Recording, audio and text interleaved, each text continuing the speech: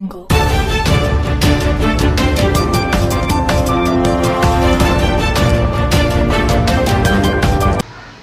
नमस्कार, मानदेशी न्यूजमध्ये आपलं स्वागत आहे.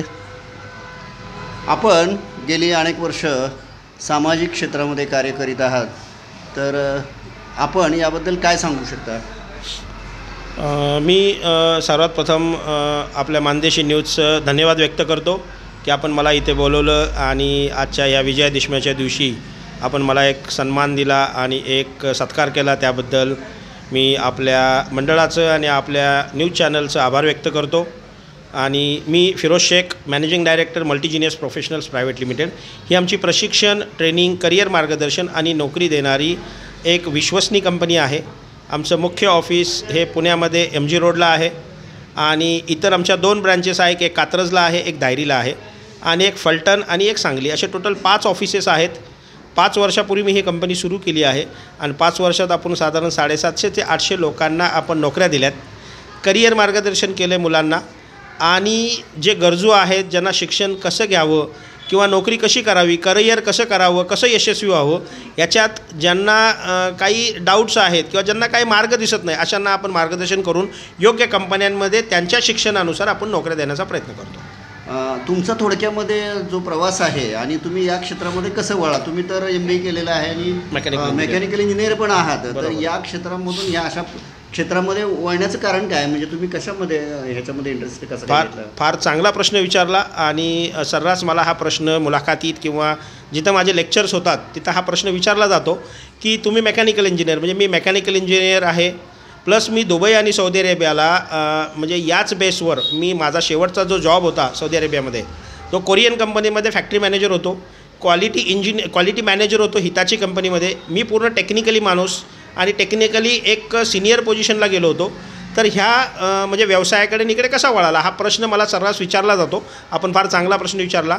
ॲक्च्युली माझे जे कुटुंब किंवा माझं जे वडील आणि आजोबा हे सामाजिक कार्यात पहिल्यापासून होते. आम्ही मूळ सोनोडी बुद्रुक तालुका फलटण, म्हणजे शिंगणापूर रोडला जे कोळकीनंतरचं गाव आहे, तिथले आम्ही मूळ आहोत. माझे वडील 10 वर्ष ग्रामपंचायत सदस्य होते.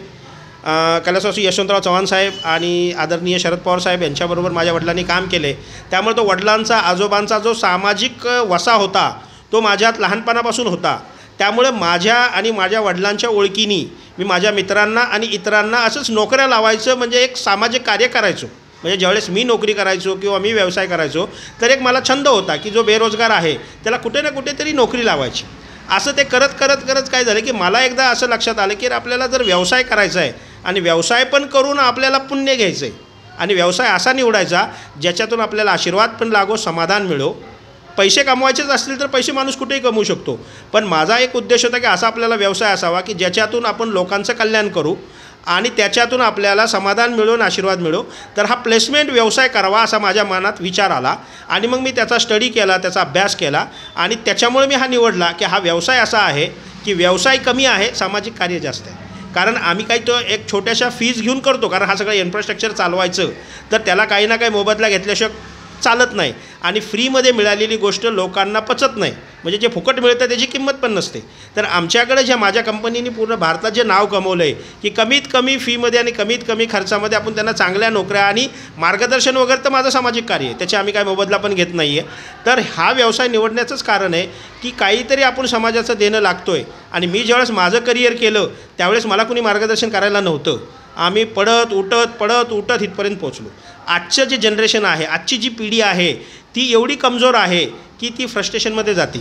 मोबाईलच्या अधीन झालेली आहे, त्यामुळे त्यांना दिशा दिसत नाही. ग्रामीण भागात तर फार विचित्र अवस्था आहे. तर अशातून माझी कंपनी ही आजच्या तरुण पिढींना एक मार्गदर्शन करून योग्य ठिकाणी नोकरी लावायचं, हे माझं एक उद्देश होतं, म्हणून हा मी व्यवसाय सुरू केला. आता त्याचबरोबर तुम्ही आता दुबई येथे होणाऱ्या आंबेडकर साहित्य संमेलनासाठी जाणार आहात, तर साहित्य क्षेत्राचं तुमचं नातं कसं काय?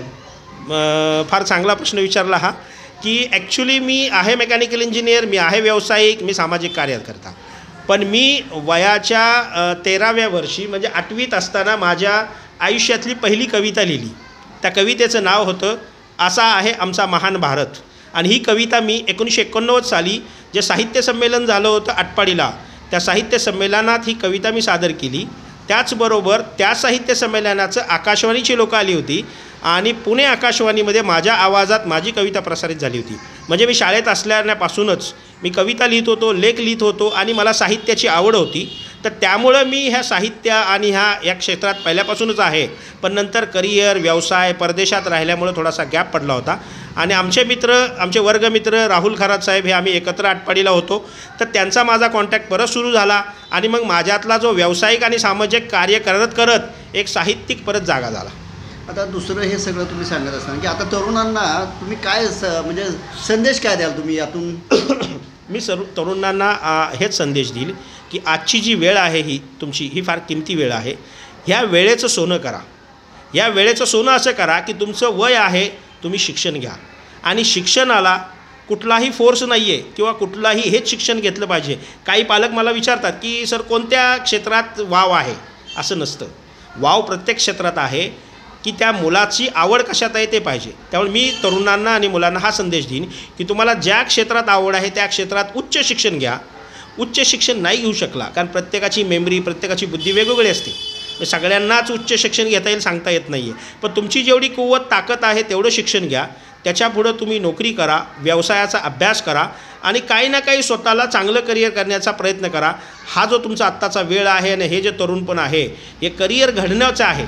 10 वर्षानंतर 15 वर्षानंतर ज्यावेळेस तुम्हाला पश्चाताप होईल की मी शिक्षण घेतलं नाही, मी व्यवसाय केला नाही किंवा मी करिअर निवडलं नाही, तर त्यावेळेसचा वेळ तुम्हाला परत रिव्हर्स येणार नाही. तुम्ही परत भूतकाळात येऊ शकणार नाही. म्हणून माझं तुम्हाला हेच मार्गदर्शन असेल की योग्य ठिकाणी योग्य वेळी शिक्षण घ्या, योग्य ठिकाणी जावा आणि याच्यासाठी मल्टीजिनियस प्रोफेशनल्स प्रायव्हेट लिमिटेड ही कंपनी तुमच्यासाठी तत्पर सेवा देण्यात तयार आहे. तुम्ही आमचे ऑफिसेस आहेत. आम्ही ऑनलाईन आजकाल सोशल मीडिया सगळ्यांकडे मोबाईल आहे. आमचं मल्टीजिनियसचं यूट्यूब चॅनल आहे, इंस्टाग्रामला आहोत, फेसबुकला आहोत. आमची स्वतःची वेबसाईट आहे, व्हॉट्सॲपचे आमचे चॅनल आणि ग्रुप्स आहेत. तुम्ही सोशल मीडियाच्या माध्यमातून आम्हाला कॉन्टॅक्ट करा.